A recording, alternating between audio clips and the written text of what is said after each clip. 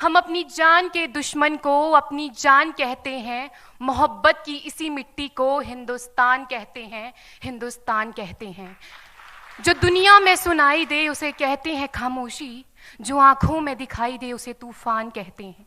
जो ये दीवार का सुराख है साहब, जो ये दीवार का सुराख है, चाइना, अमेरिका, पाकिस्तान साजिशों का हिस्सा है, मगर हम इसे अपने घर का रोशनदान कहते हैं, अपने घर का रोशनदान कहते हैं।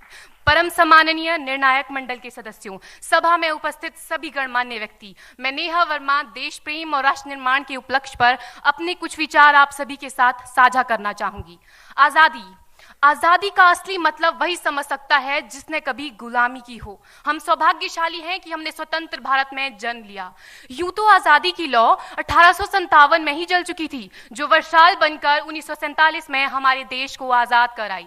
प्राचीन, मध्यकालीन और वर्तमान भारत के उदाहरणों से स्पष्ट करना चाहूंगी कि जब हम फिरंगियों के फेरे में फंस गए थे तो रंग दे बसंती चोला की एक आवाज पर टोलों के टोले उमड़ आते थे और उनके वंदे मातरम के नारों से खून में आने वाला 5-5 डिग्री का तूफान अंग्रेजी शासकों की जड़ों में तूफान ला देता था। लोग मर जाते थे, मिट जाते थे, फांसी चढ़ जाते थे, तो वो भी अपनी देशभक्ति साबित कर रहे होते थे, क्योंकि ये उस दौर की देशभक्ति की कसौटी थी। उसके बाद 62, 65 और 71 के युद्धों में अपना सुहाग गवा देने वाली औरत, जब घर के हालात ये हो जाया करते थे कि प्यार भी भरपूर गया, मांग का सिंदूर गया, नन्हे नौनिहालों की लंगोटियां चली गई, छोटी छोटी बेटियों की चोटियां चली गई, बाप की कमाई गई, भाई की पढ़ाई गई, ऐसा एक विस्फोट हुआ पता ही चला नहीं, पूरे जिस्म की ही कई बोटियां चली गई। और आपके लिए तो एक आदमी मरा है साहब, किंतु मेरे घर की तो रोटियां चली गई, मेरे घर की तो रोटियां चली गई वाले हालात पैदा हो जाने के बावजूद भी एक मां अपने बेटे को सरहद पर दुश्मनों की धज्जियां उड़ाने के लिए भेज देती थी और उसे पत्र लिखाकर ये भेजा करती थी कि अम्मा ने खत लिखा है बड़े ही चाव से, पुत्र मेरे ना घबरा जाना, 1 इंच भी पीछे ना हटना, चाहे इंच इंच कट जाना, चाहे इंच इंच कट जाना।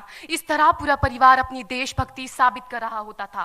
तब देश बलिदान मांगता था, तब देश लड़ जाने को कहता था, तब देश मर जाने को, मिट जाने को, फांसी चढ़ जाने को कहता था, किंतु आज देश लड़ जाने को नहीं कहता, आज देश मर जाने को, मिट जाने को, फांसी चढ़ जाने को नहीं कहता, बल्कि मेरे विचारों में यदि कोई व्यक्ति अपना काम पूरी ईमानदारी, पूरी मेहनत और पूरी लगन से करे ना, तो वही सबसे बड़ा देशभक्त है।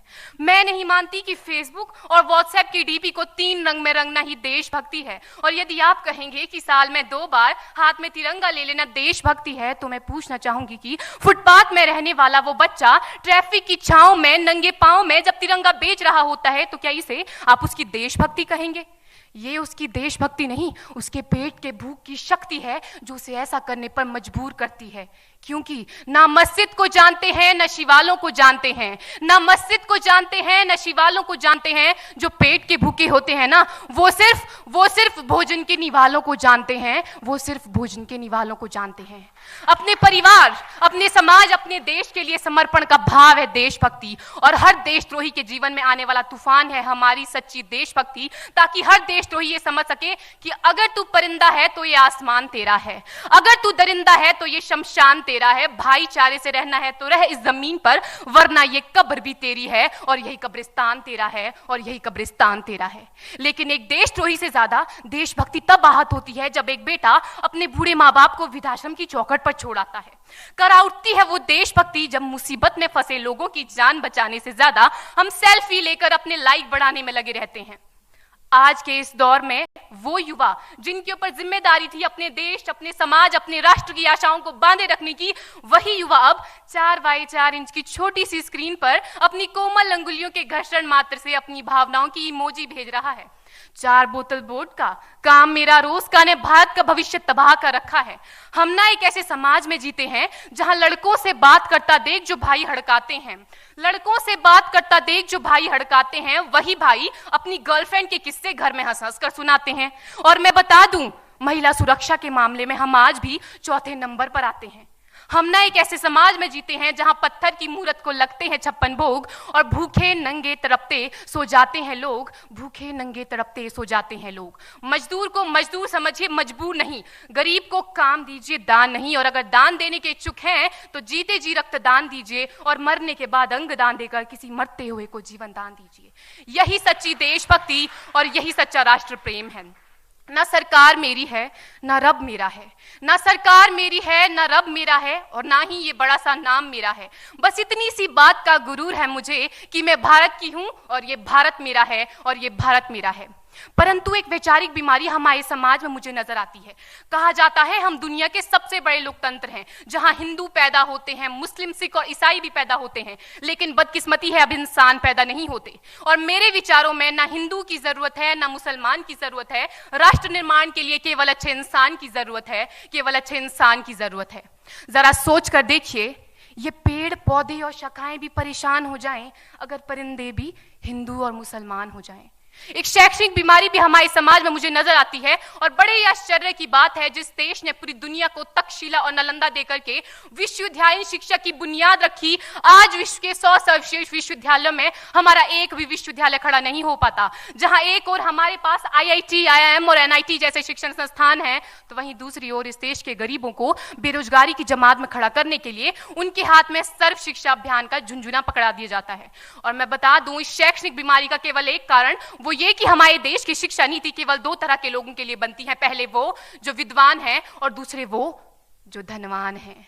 इसी तरह की कई गजब की बीमारियां हैं, और इन बीमारियों की जो जड़ है ना, वो हमारा अंधविश्वास। और मेरे विचारों में जब तक इस देश का युवा अपनी सफलता के लिए मंदिरों में जा जाकर नारियल फोड़ फोड़ कर भगवान को रिश्वत लगाता रहेगा, हमारे समाज का शिक्षित वर्ग ही बिल्ली के रास्ता काटने पर खड़े हो जाना, अपने धर्म अपनी जाति को ऊंचा मानकर दूसरों के धर्म की अवहेलना करता रहेगा, तब तक ना तो इस देश से अंधविश्वास खत्म होगा और ना ही हमारा राष्ट्र निर्माण संभव होगा।